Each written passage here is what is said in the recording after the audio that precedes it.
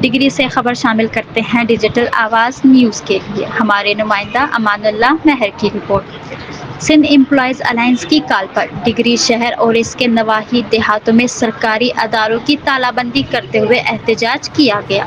تعلقہ ہسپتال ڈگری میں او P D کا بائیکاٹ کیا گیا اور ڈاکٹروں اور پیرامیڈیکل اسٹاف نے ریلی نکالی، جبکہ مختلف مقامات پر ملازمین کی جانب سے احتجاجی مظاہرے بھی کیے گئے۔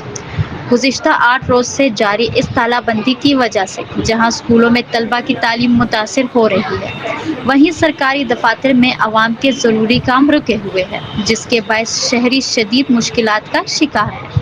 تعلقہ ہسپتال ڈگری سے نکالی گئی ریلی میں ایم ایس ڈاکٹر محمد الیاس جٹ، محمد حسین آرائی، ایوب کلوئی، طالب حسین اور دیگر رہنماؤں نے قیادت کی۔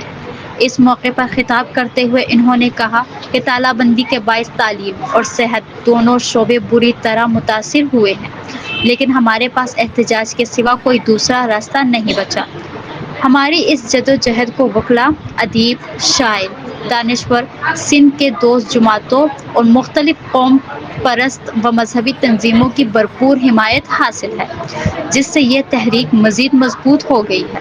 رہنماؤں نے اپنے مطالبات دہراتے ہوئے کہا کہ پورے ملک میں ایک ہی نظام نافذ کیا جائے، سندھ کے ملازمین کو دیگر صوبوں کی طرح ڈی آر اے دیا جائے، پنشن سے غیر قانونی کٹوتی کے نوٹیفیکیشن کو فوری طور پر منسوخ کیا جائے اور سندھ کے لاکھوں ملازمین کے حقوق پر ڈاکہ ڈالنے کا سلسلہ بند کیا جائے۔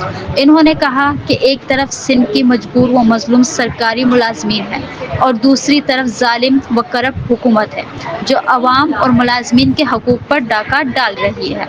ہماری جدوجہد اپنے آخری مرحلے میں داخل ہو چکی ہے، بہت جلد کامیابی ہمارے قدم چومے گی اور ہم سرخرو ہوں گے۔ ریلی میں لیڈی ڈاکٹروں نے بھی بڑی تعداد میں شرکت کی۔